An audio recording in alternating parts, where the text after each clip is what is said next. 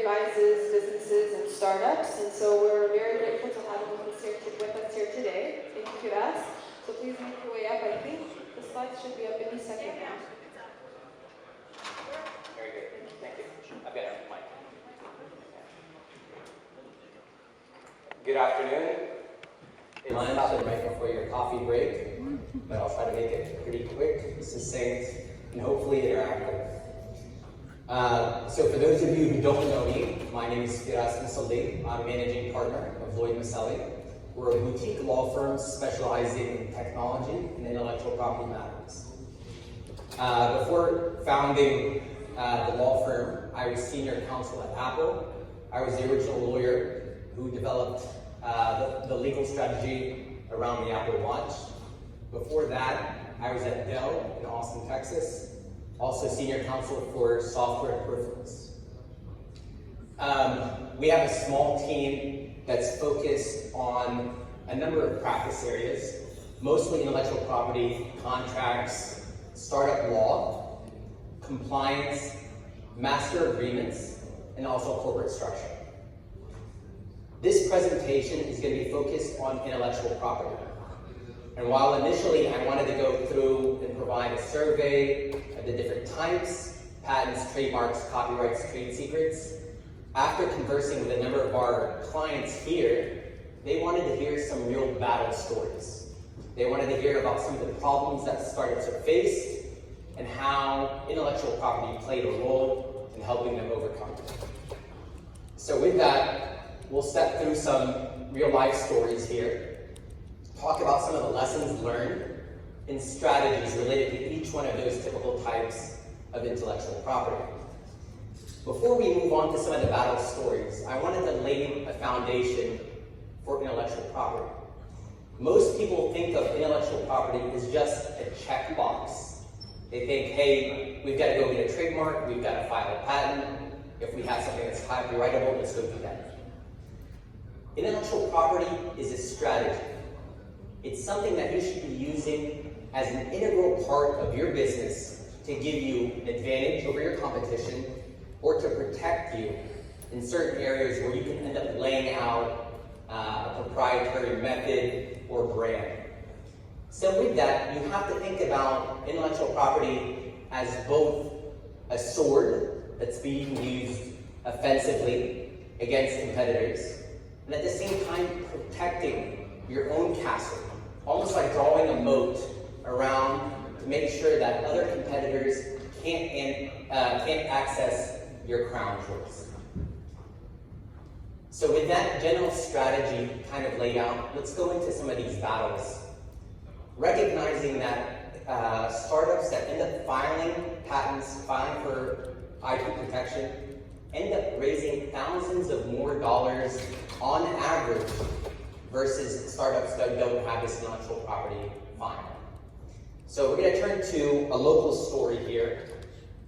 That was a trademark battle with a homegrown company. Our very dear friend and TechWadi member, Omar Tawakkul, and his team ended up founding Voicera in October of 2016. They had a very promising technology related to transcribing and being an AI assistant for meetings and translating those meeting minutes into actual actionable items. They raised $5.5 million. Things were going great. They ended up filing for a trademark application almost 11 months, almost exactly a year after they were founded. And initially, they ended up getting an approval from the US Patent and Trademark Office for that trademark that they had applied for. Unfortunately, they hadn't actually done a trademark clearance search. So the distinction there, unlike a domain name where you have to have an exact hit, right? Google.com, right? If that's available, you can register. Trademarks are not as clear-cut, unfortunately. If you have a single distinction, one more O, so you've got 3 O's instead of the 2 O's, that's something that would act as a barrier to your ability to end up registering that trademark. Unfortunately, there was another company called Vocera, right? Simply a distinction of one letter. They were operating in the software space, but they were really focused on medical technology and secured communications. So something that's completely unrelated, other than being software, to the Vocera offerings. Despite the fact that Vocera had, a treasure trove of money in their bank accounts after doing a second raise of $14.5 million, they were forced to change their name. And thankfully, it has a very fortunate ending. Omar Tawakko and Voicea were ultimately acquired by Cisco. But we've got a number of learnings from that situation. First off, it's important before you end up getting involved or really investing in a name that you do a trademark clearance search.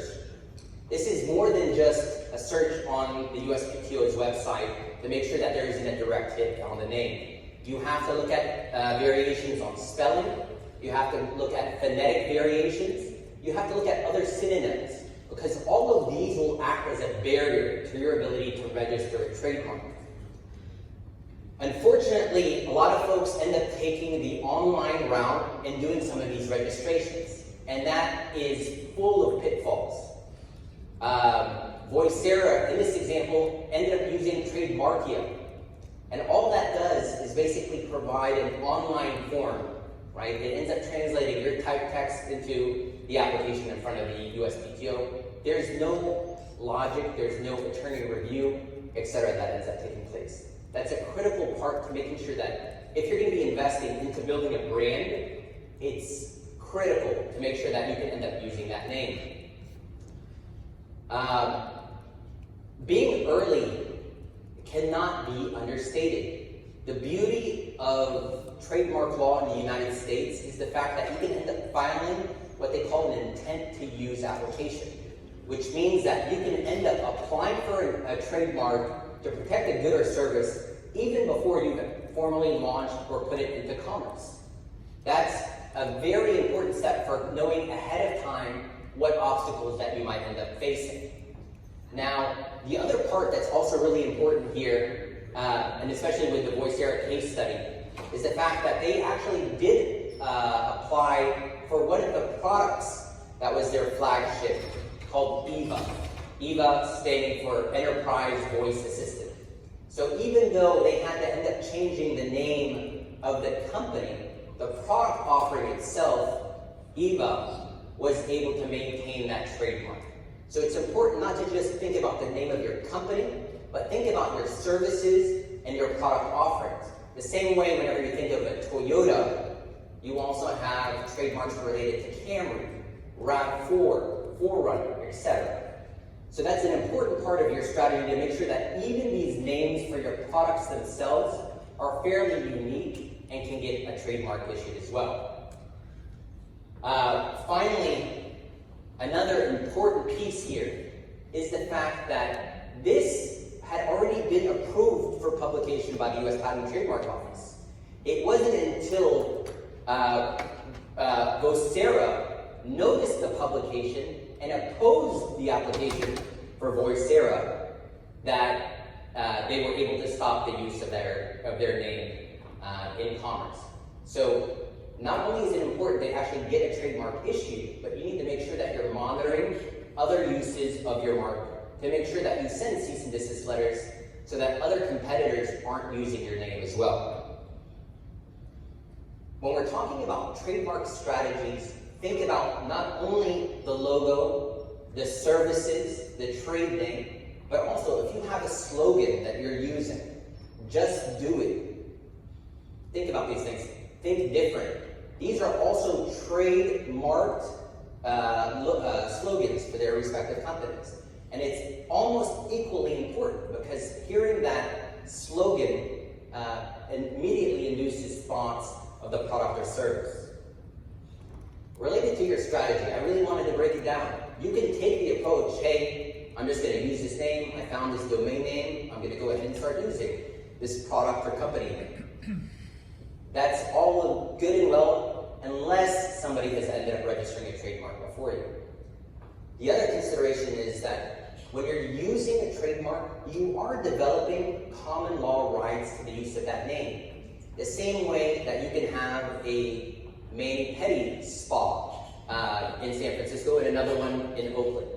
Those names are fairly generic, but they end up developing common law rights in the region themselves. So if somebody else wanted to go and open a mani-pedi spa in the Mission, for example, that could be opposed by common law trademark rights. Really, registration is a no-brainer. Every one of our clients, we end up registering a trademark at formation. It's not worth the pain and hassle. Imagine 2.5 years later, going through the exercise of rebranding your entire company, not to mention the marketing, other collateral, and goodwill that you have in the public. So really, it takes a minimum of about 6 months to end up registering a trademark before you get a response back from the trademark office. And at the cost of less than $2,000, considering the fact that your brand is your most valuable asset. Think about it. All of these spreadsheets related to the valuations of company have this intangible effect. Apple isn't worth $1 trillion just because of the buildings and land that it has, or even the value of the IP related to the patents themselves and the licensing fees that they can get. The value of Apple is being a brand that's recognized synonymously for quality and innovative products. So with that, let's turn to our next battle. This relates to copyright and how we ended up using copyright to end up solving a very difficult scenario. Our client was a New York City design studio that had contracted for hundreds of thousands of dollars to rebrand a major retailer. Unfortunately, the only thing that they had relied on was a purchase order or invoice that they ended up sending that detailed the work that was going to be provided and the payment schedule. This was never signed, and unfortunately, after they had developed months of work in rebranding, coming up with a brand that everyone in executive management had approved of, the CEO ends up getting a note from some friend of his that says, hey, you know this new logo of yours, it looks a lot like the Sensodyne logo. The CEO ends up deciding that he doesn't want to pay the studio for all the work that they had done. Despite the fact that they knew that this was original work, there was no consideration whatsoever of the fact that these are completely unrelated classes of goods and services.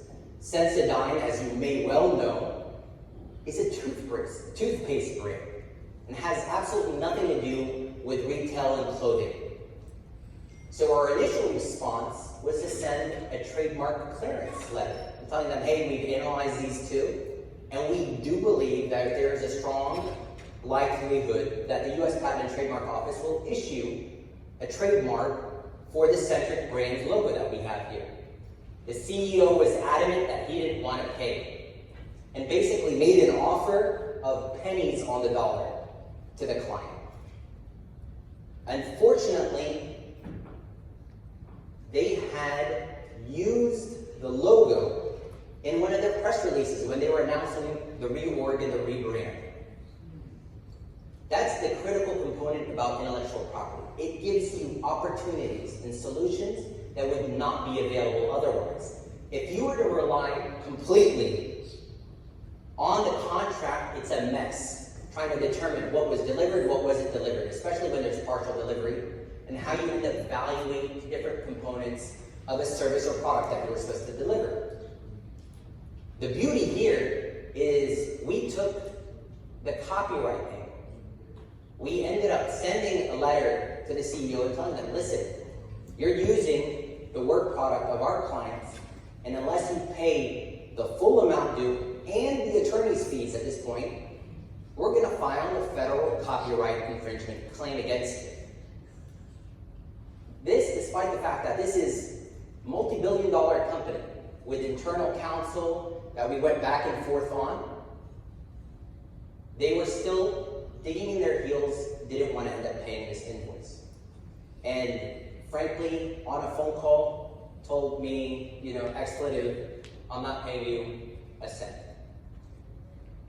After registering the copyright, right, there's an expedited process for registering a copyright with the trademark office, and getting this trademark on file, we're able to file a lawsuit against them for that use. And each infringement with the Copyright Office for willful infringement, once I tell you that, hey, this is my material, this is my copyrighted material, you need to stop using it. If you continue to use it, statutory damages is up to $150,000 per instance. So that takes us to some of these, lessons learned here. Number one, a copyright assignment in your contract is essential. Any type of services or products that you're delivering, if you don't have a signed contract, it's going to be problematic. More so, especially when you're dealing with third parties, if you don't have a copyright assignment clause built into it, that ownership of the copyright rests with the author. So whoever created that work is the owner. The photographer that's here today, every single photo that she's taking, every video that she's taking, she is the owner of, absent an explicit assignment, right? That this is a work for hire, and that Endure or anyone else has the opportunity to end up using it. What's essential is that you need to end up reviewing your own company and your own uses of copyrighted materials. The same thing happens on a regular basis for images that are used. And just because you can find it on the internet doesn't mean it's public domain. It doesn't mean that you can end up using it in your presentations, in your product packaging, etc. The same applies to source code. You need to end up ensuring that you're doing periodic scans of your source code, that there aren't any open source issues or other licensing issues related to copyright law there as well. The other thing that's critical here is monitoring that use. And you'll see that I sit on the board for the Roxy Theater here in San Francisco. We ended up just getting a cease and desist letter related to an image that one of the charities was using for a rock band from the 80s. We used that in our ticketing. Our ticketing on that single event was maybe $20,000. The demand for the copyright that was filed after our use is for 10x that. And unfortunately, that doesn't go away. You're going to have to either pay that, make a settlement out of court, or end up fighting it, and frankly, it's a losing battle. What you should be thinking about in terms of your targets for your copyrights. Think about your business documents, your source code, original designs that you're using, especially within the tech space. Think about UX. If you have something that is fairly unique related to the UX, that's something that is protectable, right? If it's purely functional, and seeing that it's tied to the actual function or that there isn't any other logical layout, that won't end up qualifying for a copyright. But we have a client that's designing a new and unique keyboard that ends up relating to Indian languages. And that layout is something that is subject to copyright and that can be protected, given the fact that there's a lot of other considerations that have gone into it, besides just a functional layout for your fingers. The strategy with copyright is also different from other types of IP, because even if you do nothing, copyright ends up attaching at the moment that creative good is put into a tangible medium, right? It's some kind of fixed medium. So as soon as you end up recording it, drawing it, etc., you immediately have a copyright protection that relates to it.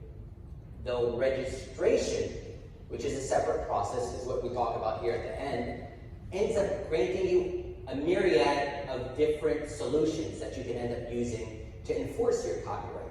So you need to have a registered copyright to file suit, to end up sending a takedown notice. And the beauty is, with willful infringement, you can get 3 times your damages, treble damages, plus attorney's fees. So it's a no-brainer related to the potential value that you end up getting related to the relative cost. I want to step through a third category of intellectual property. And notice that despite the fact that everyone here in this room usually just thinks about patents, I wanted to shift this mindset about how much more expansive intellectual property is than simply patents. And that, unfortunately, is the way that most people here in the Valley end up thinking about intellectual property. That's the only IP of any type of value. And I want to talk about an instant case that we have with a client of ours. InstaFuel provides mobile fuel delivery on demand. They have an app, they have fueling trucks, and they had an innovative model where they were actually targeting fleets and corporate companies rather than consumers. They had invested millions of dollars in developing different types of fueling trucks that were efficient and could end up carrying different types of fuel, as well as refining the process for their delivery. They were approached by one of the biggest energy companies in the world, the French conglomerate Total Energy. And they signed an NDA, they ended up entering into all kinds of extensive discussions. Over the years, more than 50 times, they ended up meeting and discussing and sharing their strategy, their customer list, etc. And they thought they were great. They had an NDA that was in place. They actually even had a second NDA that they ended up executing in 2018. Unfortunately, in 2019, they ended up finding out that Total had ended up investing in their chief competitor, Booster Fuels, when they raised $56 million. So all of a sudden, their chief competitor has a huge windfall injection of currency right into their business that allows them to end up expanding rapidly. But what's problematic is they end up noticing that, hey, Booster seems to have shifted their business model. Now, instead of going after consumers, they're looking at fleets. And as luck would have it, Booster Fuels ended up reaching out to one of InstaFuel's current customers, trying to poach them. And while all of this was confidential, this, along with the fact that they also ended up reconfiguring their trucks, has lent to a preponderance that, hey, more likely than not, the information that was shared in confidence with Total as an investor was probably ended up being shared. So I want to wrap up with a couple of lessons here that we have. You need, one, obviously NDAs are critical, they are very important. You want to make sure that, hey, your choice of law, your venue, are also critical points to end up negotiating that most people end up glossing over. Total had insisted on using London as their venue and choice of law. That made it infinitely more expensive to end up filing suit and try to enforce the client's rights. Additionally, there is no such thing as a standard NDA, no matter how much people tell you that. It doesn't exist. There are templates that are on the web, but each of them are drafted for particular purposes. Related to your disclosures, no matter what, whenever you're going into a negotiation, you need to make sure that you're only sharing the information that is critical to that event and for that deal right there.